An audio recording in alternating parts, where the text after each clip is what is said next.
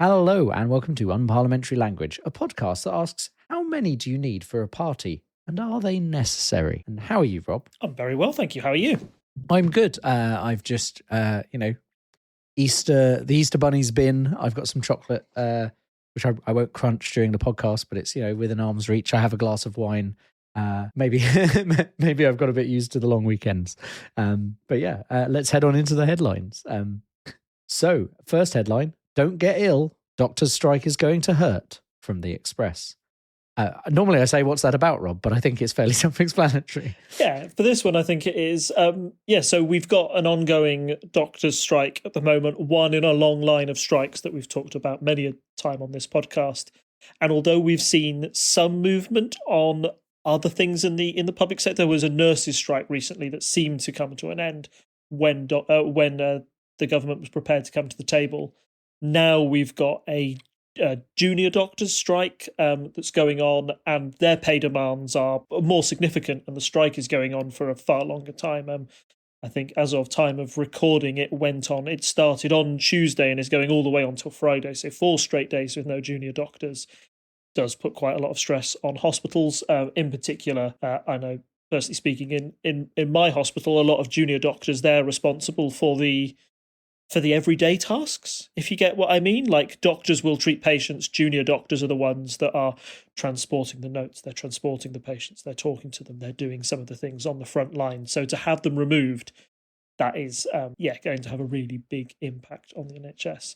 And I think it's just another example of the continued pressures that this government is under and how they are dealing with them. I know that the 35% pay increase that the junior doctors are asking for is something the government has already rebuked and say that, you'll need to present a lower offer to us. Whereas those on the junior doctor side are saying, hey, that 35% just is to A, tackle inflation, and B, bring our wages back in line with what they were back in 2008. It's actually not a pay increase when you compare it to historical data. So yeah, another big challenge for the government. And I think what will be interesting now, in particular, where you see there's already been some inklings from it from the right-wing press. That's a headline from the Daily Express, but there were things from the Daily Mail as well, where so there's something from the Daily Mail where they said the head of the union who was supporting the junior doctor strike, they were on holiday. So how are they ever going to negotiate during this time? Yeah, the big question that we have after an extended period of strikes is, where is public opinion? Okay, is it still on the side of the strikers, or is it starting to shift? Are more of these headlines and where they take the NHS in a negative view, is that going to lead people to say, look, I'm fed up of these strikes, I actually just want you to go back to work and do your job? And there was a survey recently that said that public confidence in the NHS is probably at the lowest it's ever been. There are a multitude of factors towards that, like extended waiting lists after the pressure of COVID, maybe the doctors going on strike and the fact that they are unable to get through those waiting lists is also making it worse. If there is also an apparent drop in the standard of treatment, whose fault is that? Is that the fault of the NHS, or the fact that the government is underfunding them, or has the NHS been underfunded for a long time now? None of the answers to those questions are simple, but it all adds to this miasma around the NHS, where it seems to be in quite a difficult place at the moment. And I'm not quite sure where the way forward is with that. I may be wrong. I'm not an expert on the NHS. I have worked within NHS buildings, as I'm sure you're aware. I don't think it's in any way surprising that this strike is happening. As we say, everything's underfunded. Having a 26% pay cut in real terms. There was a lot of good tweeting out from doctors over the last few days where they're saying, here's how much I'm earning an hour after 10 years of training. Compare that to a list of normal jobs that, don't require that level of training. Not that they're not skilled, but things like, say, being a hairdresser, where you can charge £30 an hour. And they're like, well, that's more than I earn. There's been obviously, there's the Twitter bots and other people pushing back. But, they're making a very clear point here that, look, I'm saving lives and I'm earning less money than this person who cuts your hair. Doesn't seem quite right. And the reason is not that we were underpaid 10 years ago, but that after 10 or however many you said earlier, but, in real terms, because there hasn't been enough pay increases, our salary has now dropped down and we can't afford mortgages and all of this. And that's the situation they're in. We had very similar discussions back in maybe 10 years ago, less than 10 years ago. There were another junior doc strikes earlier on in the Conservative government, and similar arguments were made. That was more about contract stuff, though, to do with like working overtime. But again, it's like if you're working 80 hours in a week, your hourly wage drops a lot. So again, it's generally, we want doctors to be safe and earn enough money that they can afford a mortgage and things. That's not unreasonable. Then on the other side, you have the Conservatives seeing quite a lot of tweets out via Rees-Mogg being like, oh, doctors shouldn't strike. And people like retweeting and being like, doctors shouldn't have to strike. So maybe you should understand what's going on here, which is a big problem.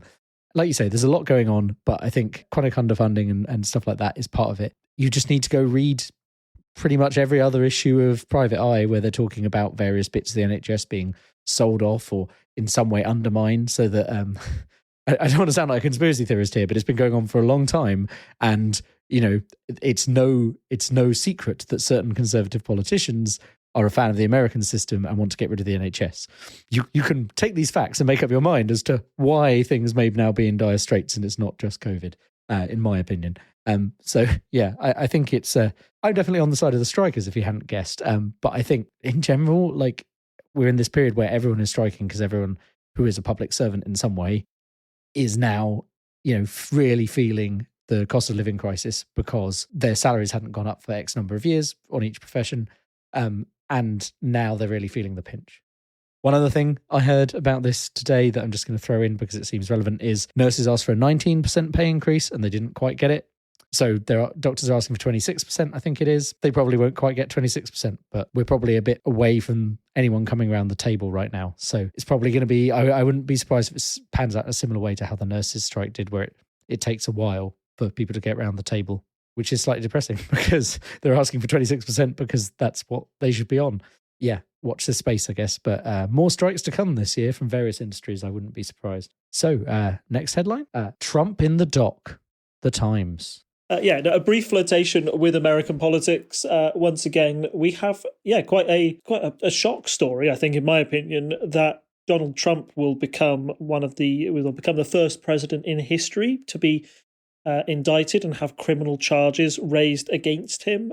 The charge that is raised specifically against him is around a payment that he made to Stormy Daniels, who is the adult entertainment actress, let's call her that Trump was alleged to have an affair with. Essentially, he has said that he paid hush money to her, but didn't label it as such, and not labeling it correctly and having the money come to it is deemed as a criminal offence in the state of New York, where he's going to be tried. So there were rumours floating around for ages that he might have charges put against him. They've eventually come to the fore. And it's done a number of things. One, it's brought Trump back into the spotlight. Not that he likes to get out of it anytime soon, but it certainly brought him to the front of everybody's minds. Two, some people people wondered what effect it would have on Trump and his campaign to become president in his presidential run in 2024. It's no secret that Trump wants to run again. In Trump's head, he believes that that election was a fraud, that he should have won. He thinks given another go at Joe Biden, he can win again. However, I think that there are many, not only in the country, but also within his own Republican Party, who disagree. And although this indictment has certainly made Trump supporters rally around him, because let's face it, Trump always likes to be seen as a fighter. He likes to be seen as, going against the establishment. So this kind of plays into Trump's hands in a way. I don't think it's had the massive boost in his popularity that might take him away from Ron DeSantis and knock him off the pedestal entirely. We've talked before on this podcast about how Democrats have done what I think is quite a risky strategy, but maybe something that works, where they've deliberately funded more extreme, more Trumpian candidates to try and get them in, trying to get them to be the final Republican candidate that stand against the Democrats, because they think that a centrist Democrat will be a right-wing Republican every day of the week. And we saw that in the midterms, where some of the more Trump-backed candidates underperformed what we expected the Republicans to do, and it ended up with the Republicans failing to take control of the Senate, and therefore they can't stop the Biden agenda like they hoped to. they think the Democrats were hoping that this would boost Trump up, and they think, hey, our best bet in a presidential election is to run against Donald Trump. Sure, he's got some fervent supporters behind him, but he's lost before. We think he's in a weaker position this time again. A lot of people can, a lot of the stuff that the events that happened in 2016, you saw how Trump reacted to the loss in 2020. That will have put off even more people, I think, from voting Trump in the future because they know what a Trump presidency looks like. But maybe this, in fact, has pushed more people definitely out of the way of Trump. More of those centrist Republicans have said, yep, no way I'm voting for Trump. My vote's going to be for DeSantis. And I think in a presidential election, that's the person who the Democrats certainly don't want to face. So, yeah, very interesting, a side story, but I don't think it will quite have the big impact everybody thought it would on Donald Trump. I don't think it's going to promote him to another successful president. Yeah, I think that's probably quite a measured look at it. People are, half the people are saying, oh, well, he's definitely going to become president off the back of this because he'll be so popular because he's been wrongfully accused. And then the other half of the people being like, well, he's going to prison probably, so that's that. I would not be surprised if it's kind of in the middle. It doesn't really help anyone out. That very much seems par for the course. I think most people have made their minds up on Trump at this point. I don't think, if there were swing voters who voted for him before that have fallen off, who weren't in his cult of personality as base, I don't see them deciding to vote for him now because he gets taken to court. And similarly, I don't think he's going to lose many people of that core base of fans. So it now then comes down to, assuming he doesn't go to jail, which I think probably he'll get out of it. It's probably how this will go. There's another prediction for you to add to our pile of predictions. But yeah, I don't know how good the legal case is or anything, but I wouldn't be surprised if it's kind of a bit of a damp squib. A lot of people have said this probably isn't the strongest case to bring against him. And there's some other stuff out there that he will hopefully be prosecuted for eventually. I think there's some talk of this being overreach by trying to make things into federal charges that might not really be. I don't know enough about that, but let's just assume he gets through out the other side of this, which I think probably will happen. Then does it help him that much? I don't think so. So yeah, I think he's kind of left in that same position. So it's very much who wins the Republican primary. And, we know how Trump was winning previously. I think if Trump were to go up against Biden again, Biden's still probably going to win. That would be my prediction. So yeah, I think it's interesting to talk about a bit, but I don't think it's a whole episode worth for us to dive into. Maybe some really cool and interesting stuff will come out during the trial. But given there's proof of these payments to Stormy Daniels, it's like, I feel the most salacious parts of this are already out. Like there was some crime and he paid a porn star to do things. Like I don't think there's anything extra above that that's going to be particularly salacious. Didn't she publish a book on it anyway? So like, I think all the kind of salacious details that could end up in the tabloid press is probably already out there. It's now just legal system going to legal system. So yeah, I wouldn't be surprised if it doesn't end up getting him in jail and then doesn't have much of an effect on his bottom line when it comes to votes. So on to our next headline. PM, Brexit is boosting us. Again from the Express. What's that about, Rob? So this is the claim by Rishi Sunak that, yes, Brexit is a boost. Brexit is a net benefit and shows that, to some extent, the Prime Minister is still sort of tied to the sayings of old, the things that won the Conservatives the last election and back in 2019. They still have to be married to this idea to get their message forward, particularly in papers like where this is from, the Express. But I saw this as I was going through the headlines, and it's kind of like, I want to go against like the anti-headline, because we started this podcast kind of like in the aftermath of Brexit, and there have been a couple of news stories that have come up recently that I think prove the exact opposite, or at least are another sort of signs that Brexit isn't going as everybody expected. So those are that, one, you've seen over the Easter holidays huge delays in Dover trying to go into Calais over the border crossing into France, because border staff there are having to check every single passport and go through more paperwork, because they can't just wave people through like they did under the EU when it was a lot simpler.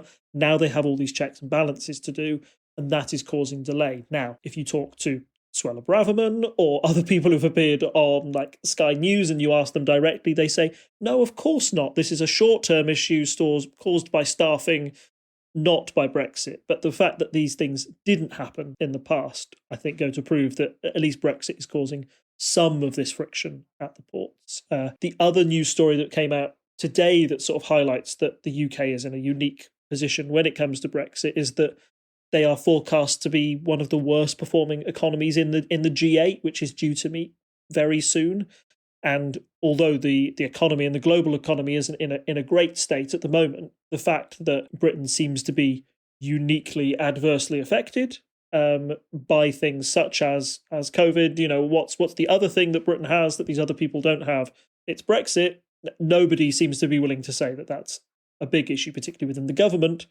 But to me and to other outside viewers, it's kind of hard to ignore as a factor. So, yes, I saw this headline and thought the PM thinks one way, but there are certain other stories that seem to be coming out that would suggest very much otherwise. So it's the party line. What else would the PM be saying? I don't think he's going to say anything else. He has to claim Brexit's a good thing because that's the situation we're in.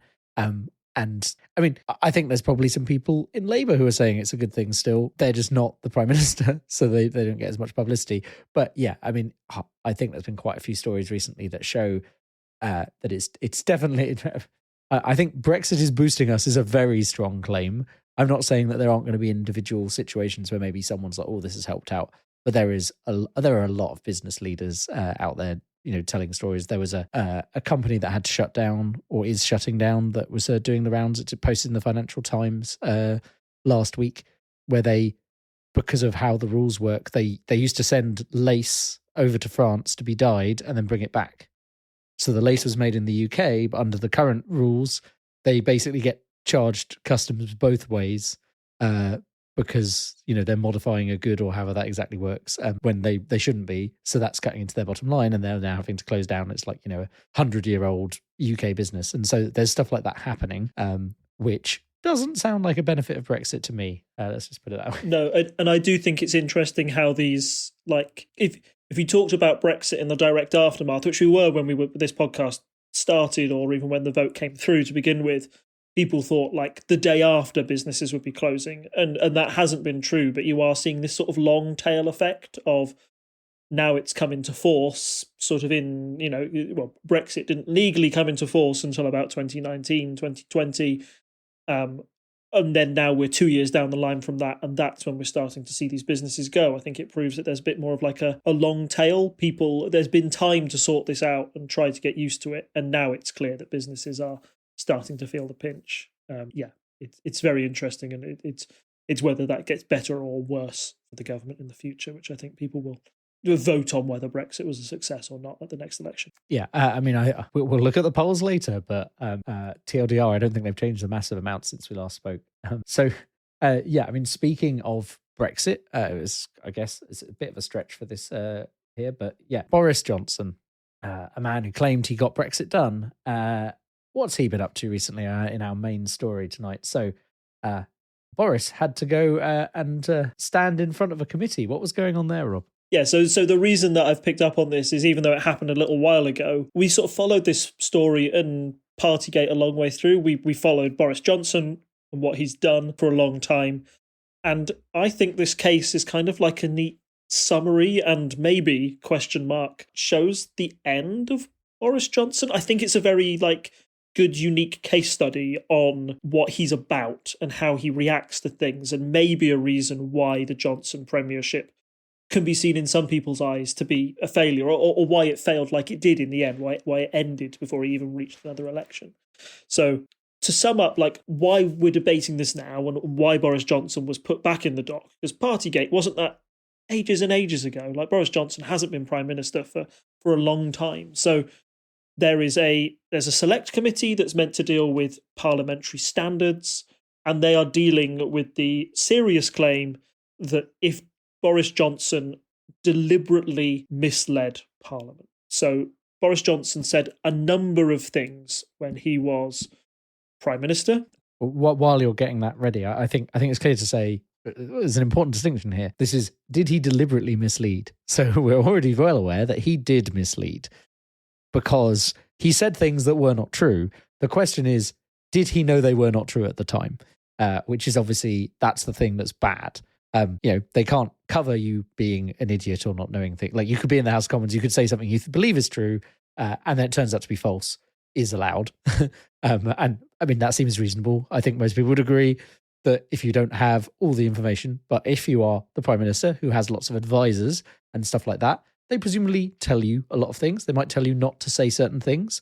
You're getting an amount of legal advice and stuff as well. You have the Attorney General and things like that who you can lean on. So someone who is in that position should be fairly well informed. So if they're talking about something where they have information, have they then intentionally lied to Parliament? That's a big no-no. So, yeah. What were the specific cases that were being mentioned in this? So, quickly set the scene. It's December the 8th, 2021.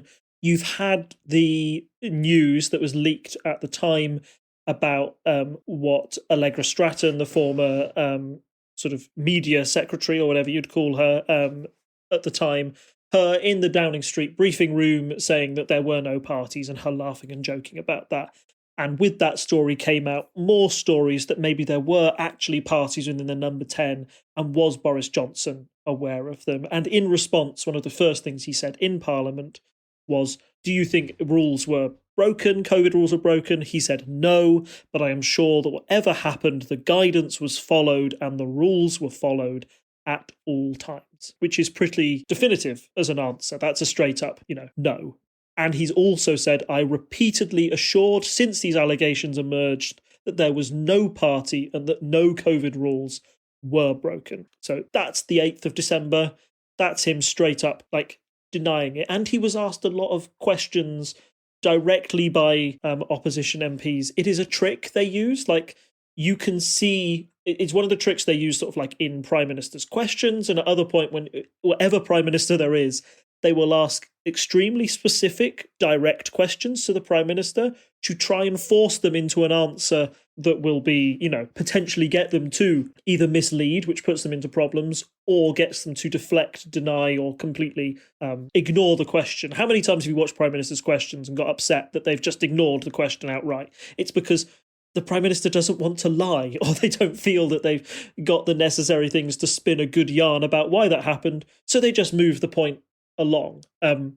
Boris Johnson kind of couldn't do that in this instance. The questions were so direct. I believe there was one from a Labour MP that talks about one of the later parties that was discovered but wasn't out at that time sort of officially, and Boris Johnson again says no. So he says that line at December 8th. It is not until May, get the exact date. Yeah, it is not until the 25th of May, 2022. So you're talking a number of months later, where he said, I'm very sorry, but when I said those things, it was what I believed to be true, which is him saying, is quite a walk back. Quite a walk back, but also not really an apology. It's it's exactly what you said earlier, where it's oh, you can accidentally mislead Parliament all the time, but you've got to go back in and correcting the record. That's him correcting the record. But people are kind of, outraged that it would take him that long to believe that it wasn't true, given the evidence that was presented to him multiple times and the later discoveries through things like the Sue Gray inquiry, that Boris Johnson was in the room in a number of these cases where it was clear that COVID guidance was being broken. So that's what sort of brings Boris Johnson into the chamber right now. Like we said, this is quite serious, but how serious is it for Boris Johnson? He's not currently Prime Minister, so they can force him to go to all these things, I guess, and he has to turn up. I'm sure technically a Prime Minister has to turn up as well, but it's a bit easier to be like, oh, I'm busy being Prime Minister. And then I guess also not only what is at stake, but maybe we should, for listeners from abroad compared to other systems, because there was this whole legal question about whether Trump could, pardon himself if he was found doing something wrong in the US. Do we have similar systems here, given that he's no longer Prime Minister, so presumably he doesn't have any extra special powers? What could go wrong for him? Yeah, so there are a range of punishments that slide from the gently benign, I think, to quite serious. So the first thing he could do is be forced to apologise, which means go to the House of Parliament, put his hands up and say, I'm very sorry, I've been a naughty boy, which clearly doesn't have a lot of influence on whether, he can run as an MP next time or anything like that. but it will probably dent the image of Boris Johnson quite a lot if he is forced to stand down. I mean, this is the Partygate and those claims. I think we all remember that was something that it was frustrating for many watching, that he couldn't sort of admit something had gone wrong, even though more and more evidence was being presented in front of his eyes. The fact that he would have to climb down and say that would be, I think, personally embarrassing, and it labels Boris Johnson as something that, something he is widely accused of and people associated him with by the end of his premiership, which is it brands him as a liar, and kind of officially he is a liar in the eyes of Parliament, and he lied in the place where you really shouldn't do it. So I think it still affects brand Johnson if that happens, but doesn't have necessarily like legal or professional ramifications. It's just sort of like a personal thing on his behalf. At worst, he can be suspended from Parliament, and that can range from like a 10-day suspension to completely being suspended from running in Parliament again, which could force a by-election. And if he's knocked out in that by-election, then that would obviously mean that he wasn't a member of Parliament, and it could stop him running for leader again. I do think, given, that this is serious, but maybe not as serious as some things. It's not like he's lied about nuclear secrets or anything like that. I think that outcome is unlikely, but that is a nuclear option for the committee if they were to decide that Boris Johnson had been so misled or was so misleading to the general public that it demanded this form of punishment. You were talking about the US system and how that would work. I think, first of all, Boris Johnson undoubtedly would be in a much stronger position if he were Prime Minister, where he could, if he didn't like the verdict given out by the committee whilst he was Prime Minister, he could try and enforce legislation to get the committee disbanded, or put in a new sort of, okay, Parliament, we're going to vote on a new rule that says you can't issue this range of punishments against people from the Select Committee. It would be within his power to do that. Does Boris Johnson have the backing of his party to do that if he was still Prime Minister?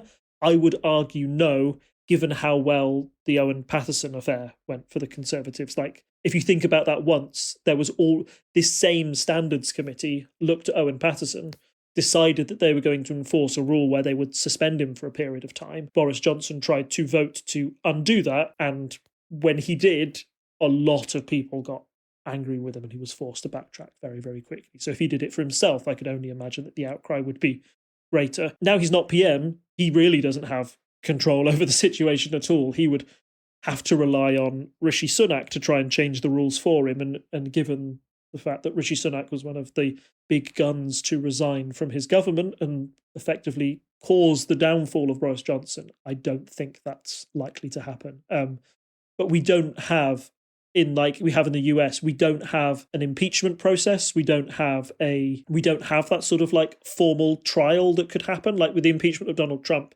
you get some form of judicial oversight. But again, impeachment is odd in itself because it's not really a judicial process. It's more of a political one. Correct, yeah, because you're relying on votes from the Senate. It was very unlikely that enough people from the Republican Party were going to turn against Donald Trump, even when it came to that stage. So, yeah. Boris Johnson definitely in a weaker position than if he was like US president. He doesn't have that sort of power to pardon that some people thought Trump might do to himself. But yeah, not in a very strong position as a backbench MP. Not great for him, and not great for future political ambitions if it goes wrong. So we've already touched on what he said and how he kind of maybe didn't apologise. So I think I mentioned earlier he has advisors and all of this. So why would you, if you had all these advisors telling you the rules, make a mistake like that? Like, presumably his argument is I made a mistake because that's the only argument he has. So there must be there's an argument that he's deliberately misled. Presumably the argument is attacking the idea that he's probably being informed, etc., of all these rules. And also, didn't he write some of those rules that were in place at the time? So what's the prosecution saying? Yeah, what's the case against him? That's what I wanted to say. The case, yeah. So, the prosecution, or, whatever you want to say, this select committee has a number of things to bring up with Boris Johnson. Because as we've mentioned before, you can mislead Parliament and it can be innocent and you can retract that soon and you can all get it sorted out. So why has it been blown up to this degree? So first of all, I think that it is very clear that Boris Johnson misled Parliament. There's no grey area about this, and it's because of the Sue Gray report that there is no grey area, ironically. So yeah, we said on the 8th of December, he says no, categorically no rules or guidance have been broken in number 10. Sue Gray report comes out and fines and stuff from the Metropolitan Police that say, yes, definitively laws were broken. So Boris Johnson either has to say that the Metropolitan Police are wrong, and Sue Gray, this person who I built up to be a paragon of virtue, is also wrong in her assessment, or he has to accept that those people are right. And Boris Johnson, although we've compared him to Donald Trump a lot, he's not Donald Trump. I think Donald Trump would trash those people in an instant if he was trying to get out of it. Boris Johnson kind of has some semblance of knowing that he can't do that. So he's accepted that, yep, the Met Police got me. Therefore, I did break the rules on those occasions. He says that he relied upon repeated assurances that the rules had not been broken as well. So he said that in Parliament as well.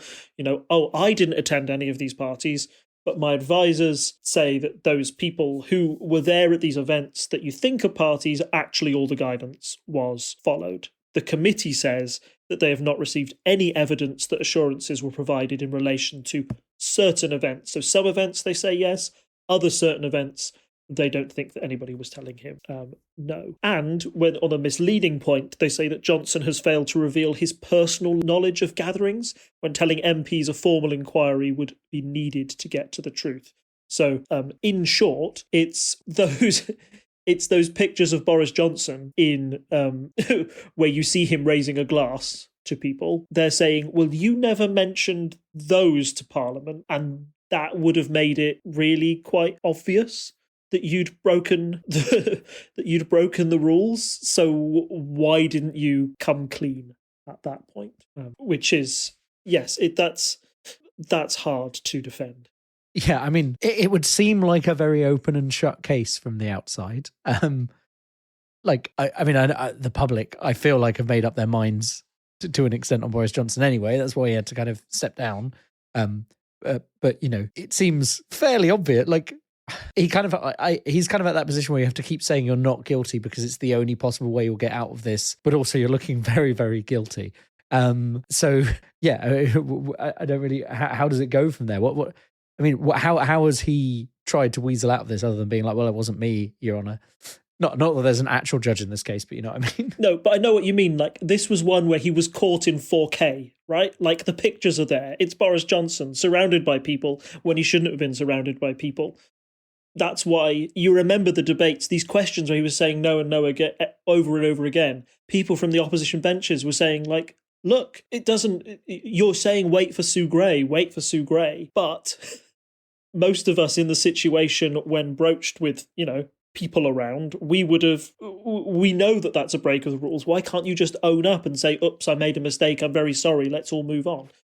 So yeah, I think the strength of the prosecution's case against him, that its strength is almost so simple that it's so obvious. The hoops that Boris Johnson has to jump through to try and get through, you try and justify his case, I think are a little bit more intriguing to me. So his points are that, one, he kind of agrees that he misled Parliament for the reason that we've said earlier, right? In the fact that the Sue Gray report on the Met says that he's guilty, therefore he is guilty. He puts his hands up to those. But Boris Johnson and his supporters say that the level of fines he got were like the equivalent to a £30, to like a parking fine or a speeding ticket. Yes, I did break the law, but is that so serious that I should lose my job over this? Is it so serious that I misled Parliament? And to some people, they would say, yeah, it is. You still can't lie. No matter how big or small the lie is, you shouldn't lie about it. Also, the fact that, when they say that did he correct the record at the earliest opportunity, he says he couldn't correct it any earlier than March because that was, the moment the Sue Gray report came out, he goes to Parliament and says, yep, it's been proved by the police and everybody that I was a naughty boy, therefore I have to correct it now. Some people are saying that you could have known and could have saved us all a lot of bother if you'd done that a lot sooner. So his defence on those couple of points are fairly straightforward. Then you get more to the interesting nitty-gritty, I feel, and this is where Boris Johnson's view differs a lot from that from the committee. So they had a number of exchanges back and forth, and I thought the most interesting was one where Boris Johnson was being questioned by a member of his own party. I believe it's Lord Falconer, who's a guy with grey hair and glasses, and he was a former Brexit ally of Boris Johnson, was one of those people who was one of his more vocal critics towards the end of his premiership, because, as you might imagine, if you're an MP that's standing on the Committee for Standards in Public Life, Boris Johnson usually stretches and pushes those rules to incredulity quite a few times. So if it's your job to judge those, you might get a little bit annoyed that Boris Johnson continues to step over that line. So they show Boris Johnson the pictures of him at a leaving do raising glasses to the two press secretaries who are leaving. And they said, right, what were the COVID rules at the time? And he reads the COVID rules and says, look, you have to be 2 meters apart at all times. And Boris Johnson is like, whoa, it's not that. He starts to like battle the guy over his own rules and say, no, it had been reduced to like a meter. And they're like, oh yeah, no, I'm reading the rules here. Yeah, no, that's right. But you have to have like protective equipment. You have to have like screens or masks. Where are the screens and masks in this room? And I think Boris Johnson even said, well, they're in the briefing room next door. And they're like, well, why didn't you go into the briefing room next door and do it? So it's not the strongest argument for Boris Johnson. And also, this guy says that you are allowed to break the rules. You're allowed to go under 2 meters if you are performing tasks that are absolutely sort of necessary, and you can't do your job any other way. Right, your job is completely fundamental. You can't do it without breaking the 2 meter barrier. Therefore, the government will allow you to go about your business because it's more important that you do your job rather than follow the guidance strictly. And Boris Johnson was talking about the narrow corridors of Downing Street and saying how it was impossible for people to have this 2 meter bubble around them always. He was almost having a go at his own rules in some way by saying that they were incompatible with the space of Downing Street. Now, how do you feel that goes as an argument so far? Because I can personally see some sympathy in that. Like, if you have to work, right? Is it possible? You did COVID, you worked. Did you always have a tape measure? Did you have a hula hoop around you that was 2 meters to make sure that you didn't go with strangers? That's kind of Boris Johnson's argument. Yeah, I mean, I can see the argument. There were definitely, like, let's take the narrow corridors argument, right? So there is a corridor attached to the hospital that goes to like a university building that I think I went to maybe twice. So like the hospital I used to work in had like university buildings attached to it that are like university property, but they're on the hospital grounds, right? Because that's how these collaborations work.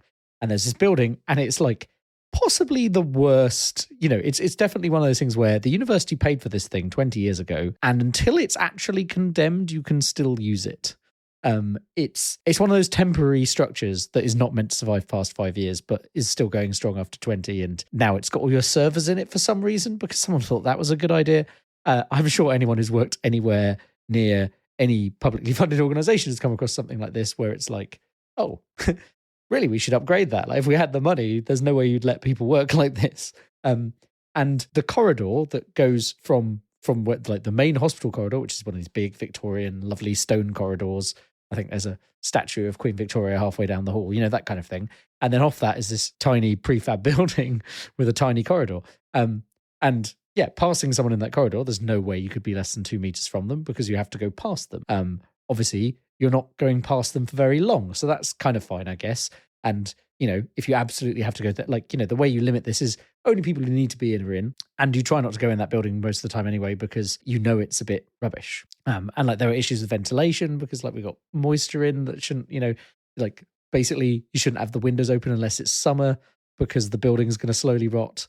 And there was like, basically it had to have a weird one-way system where like half of the one-way came through an office because the only way to even attempt to meet the rules was for us to go one way in and then like make sure no one's in that corridor while you walk to your office. And then when you come back, you have to walk through another office because it's the only way to have two separate, ingress and egress. But obviously that means you're still walking through someone's office space when someone could hypothetically be there, which makes using that office almost impossible. Like everyone has probably, who had to go in during that period of time, has some story about something like that. So yeah, I can understand. In some situations you might be like, oh, it's a terrible shame. Like I had to walk, I can fully imagine we've all seen some kind of dramatization of what it's like to be in the Houses of Parliament or similar old buildings, old chambers for law firms. You're like, yeah, if you had to walk past someone, sure, you probably came within 2 meters, but you'd be wearing your face mask.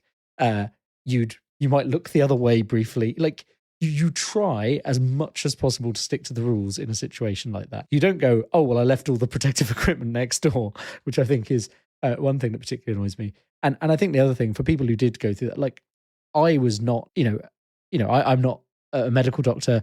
I'm not a nurse. I'm not someone who is there on the front line, but I had to come in occasionally to run, I worked on an MRI scanner. I had to come in and make sure that ran. At this kind of time, we still had the rules in place where if you were ever in a room with someone else, you still had to wear a mask. Like that was across the NHS. That wasn't, just because the rules were different, maybe in general, like we were on like the strictest possible rules still at the time. And you were meant to work in different rooms to each other. So like, you were essentially doing less than half capacity working. Like you came in, you had an office to yourself most of the time. And if you were in an office on your own, you could take your mask off, sure.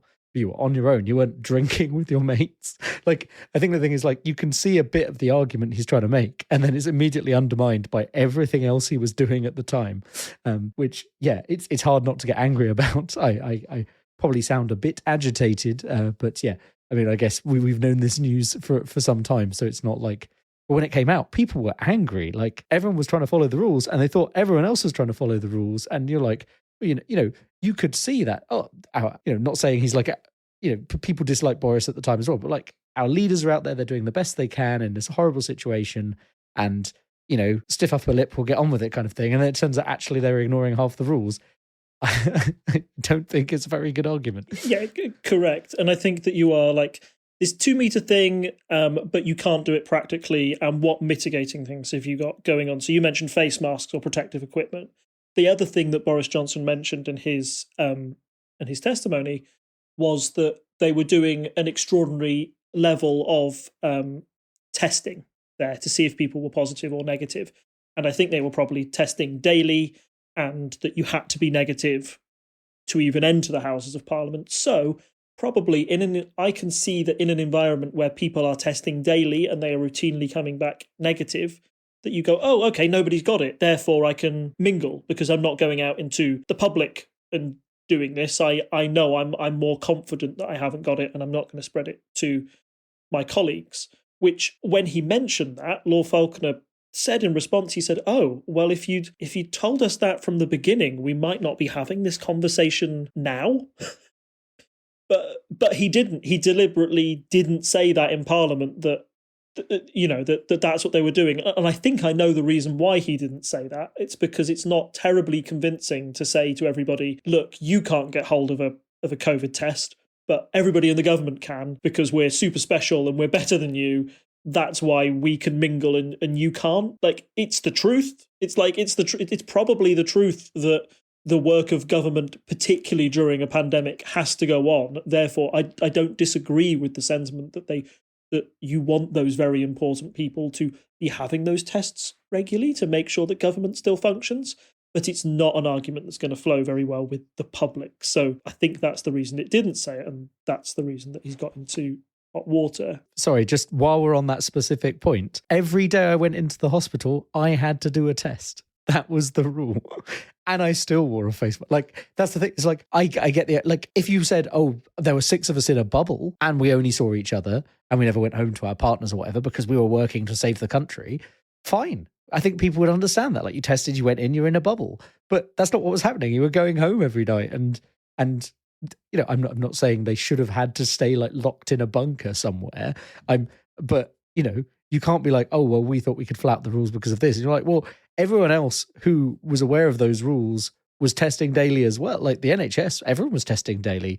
At the start, we were doing, at the start we were testing daily, but they weren't as good as the lateral flows you could do in 15 minutes. So you were actually only going to find out the day after if you were ill, but you still had to go in because you were going into a hospital and you had to do a job. Like, I only did that a few times because I had to go in, but doctors and stuff, that was the system we had for a while. It was mad that was the system, because if you did have COVID, you'd find out the next day and have to be like, sorry, everyone, I came in yesterday to theatre and gave everyone COVID, which, is not a great system, but it was the only thing we could do at the time. And it's like, oh, it's very frustrating to hear someone try and weasel out with stuff. It's like, it's a bit like being a rules lawyer in a game. It's like, oh, we actually, and it's like, except you made up the rule book and then intentionally ignored it. It's very correct. Yes. Yeah. And if you're annoyed by that, you're going to be annoyed by the next argument that Boris Johnson had, which I think is where he stretches it to all effect. So you might say, so somebody might go, fine, you can't perfectly social distance in Downing Street. Fine, I accept your other argument that you're very important and you've got things to do and you've got to run the country. The next question comes to, look, Boris Johnson, we have pictures of you in this room, not socially distanced, with raising a glass of alcohol to say goodbye to somebody, right? As a leaving do, to wish goodbye to anybody. His direct question was, the rules allowed people to be within, be under 2 meters of each other, allowed them to not have protective equipment to some degree or have mitigating circumstances, which you say is lots of testing, if their work was absolutely necessary. Do you think that saying goodbye to somebody at a leaving do is absolutely necessary? And Boris Johnson's looking straight at the camera, no hesitation, was yes. I think that saying goodbye to people at leaving do's is absolutely necessary. It's good for morale. It's my job as Prime Minister to keep the morale up of my staff. And in addition to that, he kind of said, if somebody at a daily briefing had come up and said, I want to run a leaving do for my staff at the NHS or at my teaching place or wherever, would that be necessary? Would you have said yes? And he just went, yeah, totally. I would have said yes to that because, well, one, because he did it, and two, he was never asked that question at one of those events, so he didn't have to say yes or no. And also, finally and bizarrely, they said, what about the alcohol? And he said, oh, it's like a British tradition to raise a glass to somebody when they are leaving. I shan't. It's kind of, I did it for Britain when I brought loads of alcohol into Downing Street. So do those arguments really fly with you as a good reason? I was away when a load of this was happening. This is the one thing where I heard this argument coming out because everyone was so outraged. Like, I opened Twitter for a second and it was just a stream of people being like, what the hell? But not as nice as that because they're not on a podcast. So yeah, I mean, it is ridiculous as an argument in my mind. It's just people were doing, I mean, at the very start, sure, we didn't have stuff in, but I had a leaving do from my job over Zoom because we were all stuck inside. And I think lots of people did. People had, people attended weddings over Zoom because only 6 people could be there for the wedding because of all these, I'm not saying those specific rules were in place at this specific time, but everyone had gone through a period of following the rules. And there was no bit where it's like, oh, it's okay if someone's leaving, you can have a few drinks with them. That's totally okay because you're not going to get COVID because you've got alcohol. It's just, it's not like, just it's maddening that he'd even try that argument. It's my job as the boss. Boris, no one wants you there. Come on. I'm sure random civil servant or whoever who's I don't want to dob that person. I don't know who they were, but do they care that Boris is there? Probably not. Boris just wanted a chance to have a drink, is my opinion on the matter. And that's not a good enough excuse when everyone's following all these rules. I'm sure, I think there was another, I don't know if it was part of this or it happened earlier, but there was a kind of thing where it's like, we're all in a very stressful situation. We need a chance to unwind. And it was like, well, yeah, we all as a country live through a very stressful situation. And a lot of people drank a lot of alcohol at home, but at home, because those were the rules. We weren't allowed to go to pubs, it's maddening, as we've already said. Yeah, I don't have much more to say. I'm not going to be coherent in my responses. Let's put it that way. That's fine. So yeah, for me, I think Boris Johnson, 2 out of 3 ain't bad, but that third one is really bad and shows where that's where you would bring Johnson's judgment into question. I feel, that we've been talked about earlier that the prosecution's case against him is that it would have been obvious that he broke rules. he's saying, oh, well, it was obvious to me that a leaving event is fine under the rules, therefore I didn't think I was breaking them. How convincing is that argument? And I think it sort of hinges on that aspect. Talking just generally how Boris Johnson defended himself during the events of the proceedings, he was quite combative, I think. He got a little angry at some points at some of the line of questioning. It's clear that he feels this is a very personal issue. He doesn't like being labelled a liar, despite how much it's an accusation that is thrown in his face. And some people would say that Boris Johnson, if you look at his political career, he does seem to have a tenuous relationship with the truth. But I do think he felt that he was fighting for his political life in a way. We won't know the formal results of this inquiry for a little while yet, but this was the box office occasion, and I thought it was eye-opening, and it was fun to see who else was in the proceedings as well. I think you had some of the Boris cheerleaders like Michael Fabricant and Jacob Rees-Mogg jeering in the background or cheering Boris on at certain moments, which you think is bizarre in what should be quite like a boring select committee. Or you don't imagine people doing that if they were giving evidence in court, that random people would be shouting from the stands in the evidence. So yes, I think that's Boris's case for the defence laid out, and it is up to you, the listener, to judge where you fall on that, but it's also more importantly up to the select committee to judge where Boris Johnson will fall and what his punishment may or may not be. But speaking of Boris and his political future and stuff, like there was some other stuff going on while this was happening. So like while we're waiting, as you say, on a formal response, there was a large number of supporters for Boris Johnson and his party, right? That's how he became Prime Minister. So have we got any news we can touch on that relates to how maybe the rest of the party's feeling about their brief stint with Boris?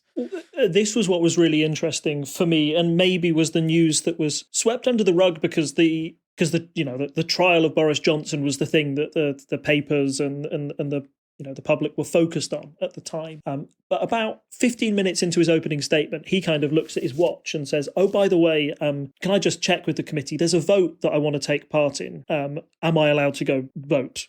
Are you allowed to pause proceedings and go vote? To which the chair, Harriet Harman, who's you might remember from being on the Labour front benches for a while, says, yes, we're a parliamentary committee. We're all MPs here, Mr. Johnson. We all have a need to vote in these things. If the voting bell goes, we'll pause the session, off you go vote, and we'll come back. And the vote that he was so concerned about was a vote on Rishi Sunak's revised Brexit deal with Northern Ireland that revises the protocol somewhat. To put it very simply, in layman's terms, what was happening to goods in Northern Ireland was that anything that was going across the water from England, Scotland or Wales into Northern Ireland would go all through there and all have full checks on everything. Then if those goods were then going to move on into Ireland from Northern Ireland, everything would go through Northern Ireland in that way again. The new revised protocol essentially says, oh, you've got something to send from England going into Northern Ireland, but then it's going into Ireland. That will be all checked, and anything that's going from England straight into Northern Ireland doesn't have to have the checks. So it'll make trading between Northern Ireland and the rest of the United Kingdom far easier. This undermines a couple of sort of Brexit principles, namely there's some people who don't want Northern Ireland to be treated differently from the rest of the United Kingdom.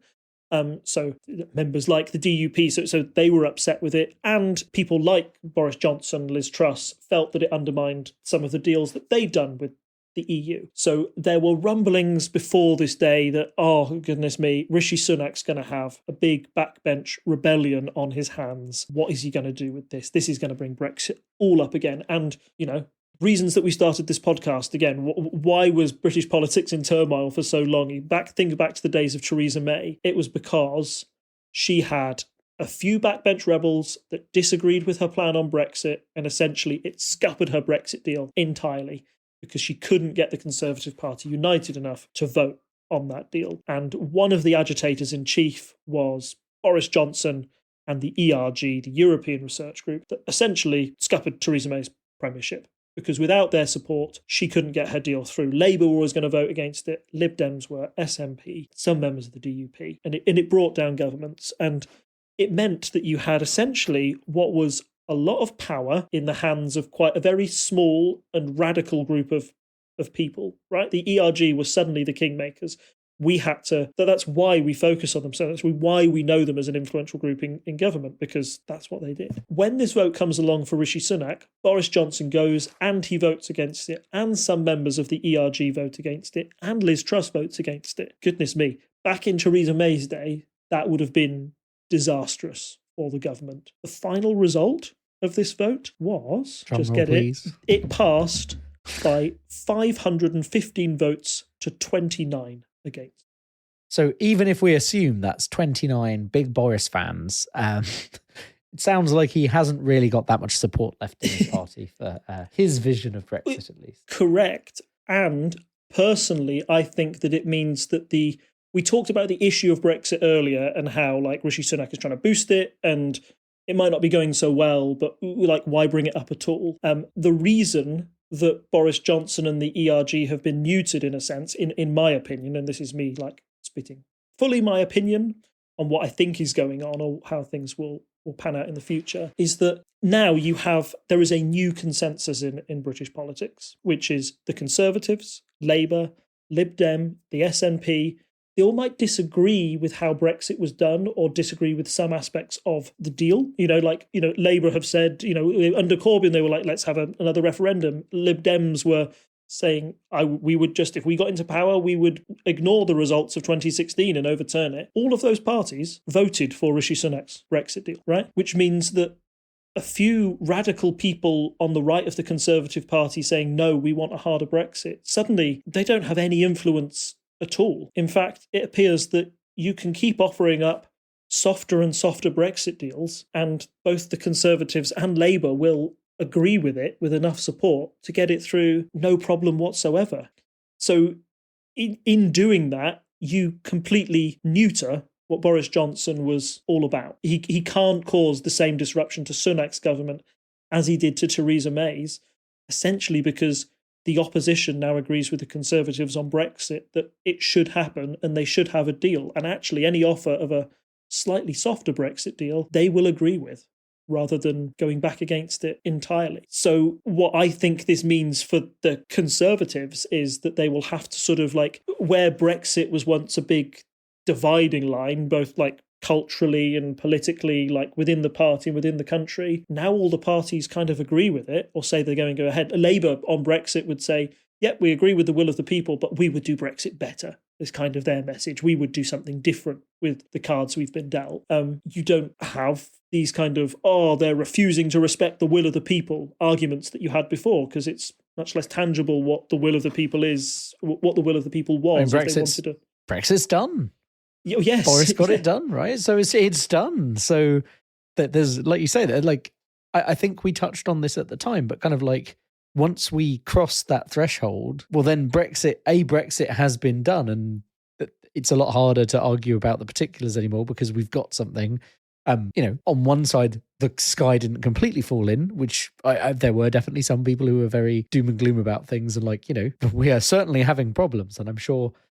We could joke, let's back up the podcast now. Brexit's over. But there's still going to be fallout. We've touched on, one thing I've always said was really tricky during the COVID period was that we didn't have a clear, Brexit has happened. What happened to the economy?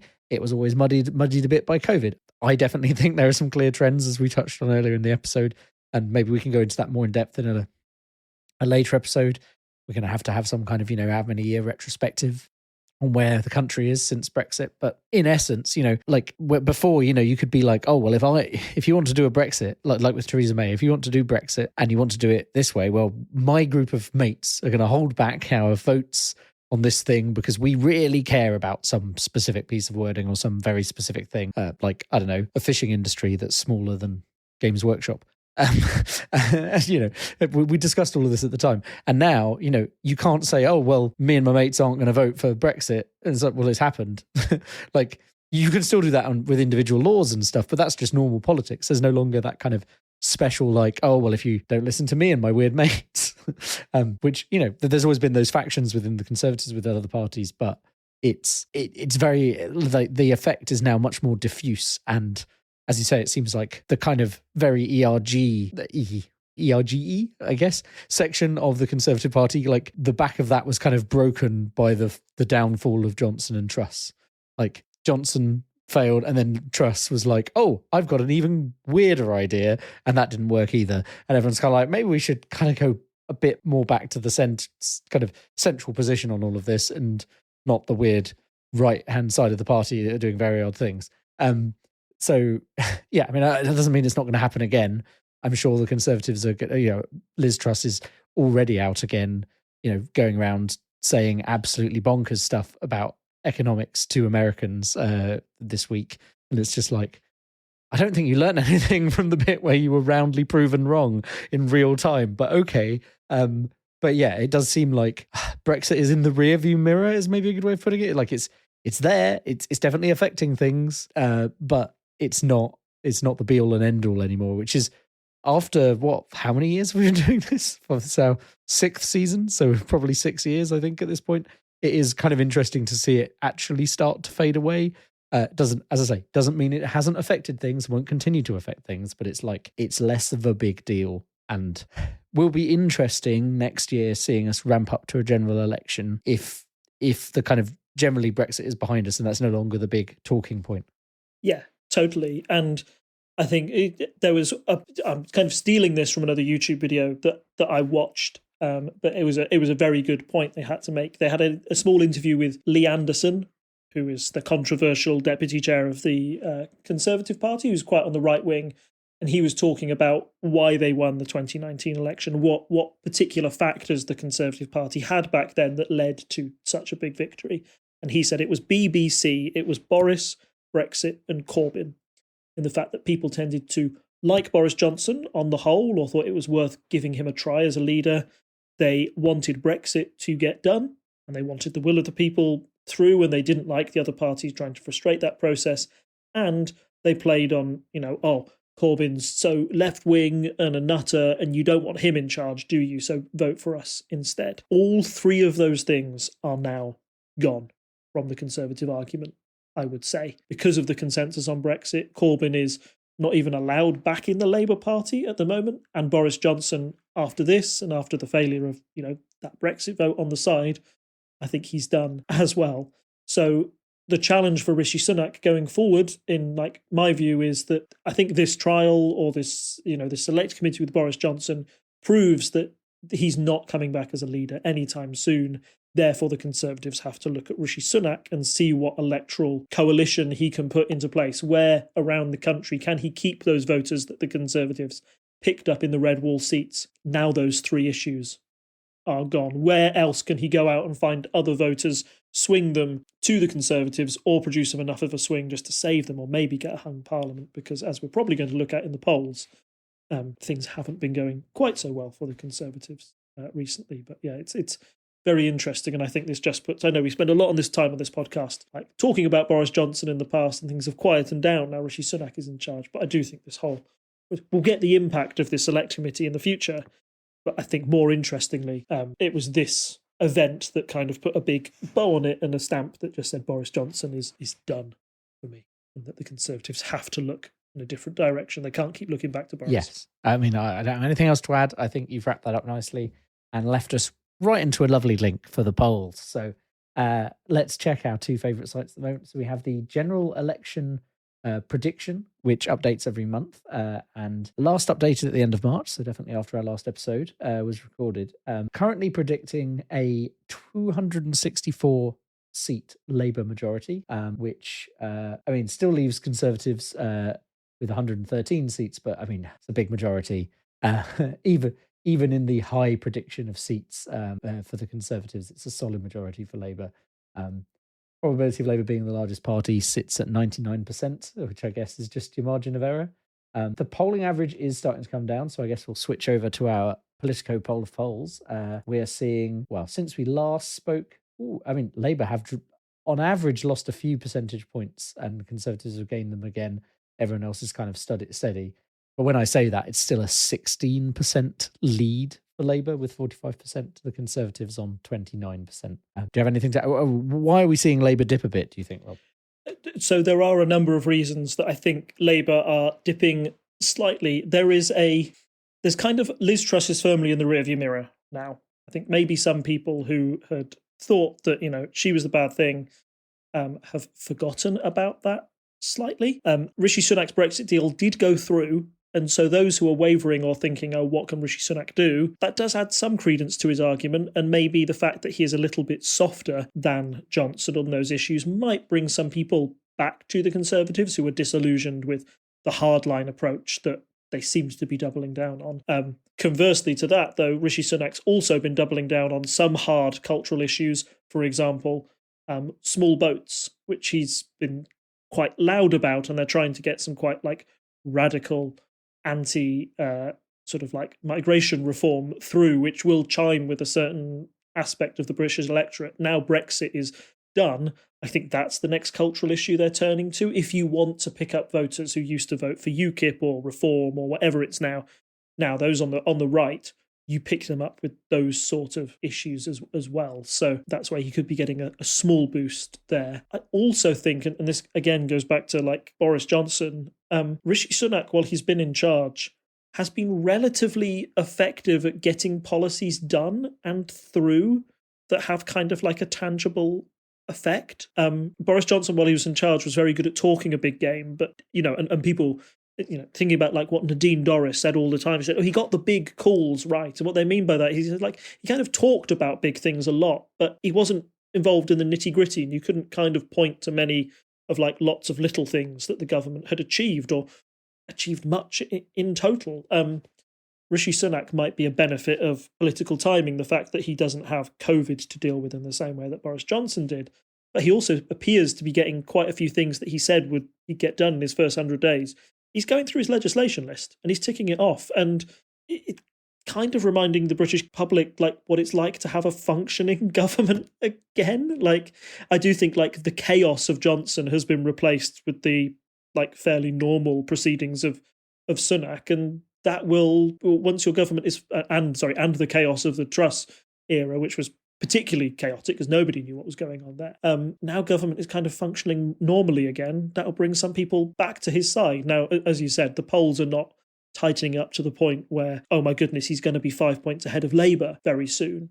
I do think he's just doing things that are stemming the bleeding rather than going to lead them to a miraculous recovery. But it's maybe enough there where Keir Starmer thinks, right, I've got to do something else now. I've got to deliver the killing blow here.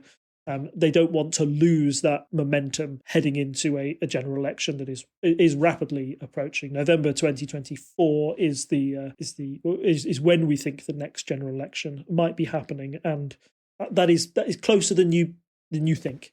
It's a year and a half away, but yeah, that time in politics can suddenly fly by an instant if you're not careful. But I think, as we've touched on before, it's very much Labour's general election to lose. And there's definitely a lot of discussion going on with people I talk to regularly about how Keir Starmer really isn't hitting a lot of wins at the moment. He occasionally says the odd thing, but it's not like when he was up against Boris, and he could have stood there and been a plank and appeared like he was winning everything because of Boris just blustering about silly stuff. And then anyone watching it on TV is like, what is he going on about? Why is his whole party screaming it, going in the background? There are occasional times where Keir Starmer would have to agree with the government and we say, well, that's not great for his image or whatever. And then you get Liz Truss, and obviously she tanks the economy, and obviously anyone who seems vaguely sensible compared to that is going to seem good. I think Keir Starmer's, you say it's a year and a half, so it's 18 months-ish to go. At the moment, I don't think he hasn't come out on a principled position recently that makes everyone go, ooh, yes, that's why we vote for Labour, which is a shame because I wish people would go, let's not continue to have the Conservatives after all of this stuff that we've piled up at their door over the last 12 years that, they keep saying, oh, it was Labour's fault. And you're like, no, it was very much your fault. You've been in power long enough now that you can't keep claiming that. But on the other hand, I'm not sure Keir Starmer has really made that strong a case. We haven't seen a manifesto yet. I think there were some promises they were talking about. They do this every now and again. They kind of release a manifesto in waiting, as it were. But I think probably a thing to touch on in a future episode is kind of what is Labour's plan at the moment and where are they going, and can they hold on to this lead? Because if they just slowly dribble it away in 1% or 2% at a time, if they have a 16% lead and they lose 1% every month, then they'll be losing out to the Conservatives again. in 18 months' time. So I think we probably need to visit that in a future episode. But it's, as I say, Labour's to lose at the moment, but they do like to lose. They do, and often, if you like a warning from history almost, or how it could play out, is that you had the same concerns with Ed Miliband when he was in charge of Labour. He was seen as like quite just like boring, middle of the road, safe pair of hands. Now, when there was an election, suddenly he was like super cool and turned into a meme, and there were Miller fans, and like suddenly people were like, "Oh goodness, this is our leader. We've got to get behind him," and they got behind him. So I wonder if there's just been a sort of a malaise for Keir Starmer for a while, that he was the perfect anti-Johnson candidate in a way. You definitely want a leader like that to juxtapose to Boris Johnson, because Keir Starmer is meant to be the safe pair of hands and is calm, whereas Boris Johnson is everything like that is not. But up against Rishi Sunak, you've got two fairly bland people going up against each other, which means that Keir Starmer isn't all razzmatazz. But I think people are having a go at Keir Starmer, and I think it's quite right, and he's not wiping the floor with Rishi Sunak in Prime Minister's questions. But also, if we're being honest with ourselves, Rishi Sunak isn't that good. He's not suddenly become far more charismatic now he's Prime Minister. He's still sort of like quite wooden in his delivery and does a few faux pas on the stage. He's no Boris when it comes to that sort of delivery. So, I get a feeling that come an election, people will rally round Keir Starmer. But then again, people rally round Ed Miliband, and we had a hung parliament, and the Conservatives won that election shock out of nowhere, where everybody, all the polls expected it to be another hung parliament. To be discussed, maybe closer to the time, maybe once we're in a general election cycle, we can see if there is that predicted boost or people get behind Keir for the moment. But it's the one thing that we always say about Keir Starmer, isn't it? Oh, I don't know what he stands for. I don't know what he's doing. And I do wonder if we've all sort of fallen for that's the line the Conservative Party have been feeding us for the past 3-4 years about Keir Starmer. And it's just the nature of opposition leaders that you don't tend to know what they stand for, because they're not in power and can't enforce their system of government. Yeah, we'll see. And we'll discuss that in a future episode, I'm sure. So thank you as always, Rob, for joining us. Thank us, and I mean the listeners there. Thank you for listening to us as well. As always, just to point you various places you can follow us if you're interested. Obviously, you can find the podcast at parliamentary.observer, a domain name I still can't believe they let me buy. You can find us on Twitter at Unparl Podcast and on Instagram with the same name. You can find us on Facebook as Unparliamentary Language, and you can find us on patreon.com/TTSS, where you can throw $1 our way to get bonus chat. Rob and I had a bit of a catch up at the start of this episode where we talked about how things are. We talked about Lego. We talked about models and role-playing games and various other things. So if that interests you, throw us $1 our way and you get access to a bonus Patreon feed, which covers all the shows from TTSS Productions. And I really should have picked an easier to pronounce name for our production company. I mean, I don't think there's anything else left for me to say other than it's good night from me. It's good night from him. Bye. Bye. Bye. Bye. Bye. Bye. Bye. Bye. Bye. Bye. Bye. Bye. Go away. Bye.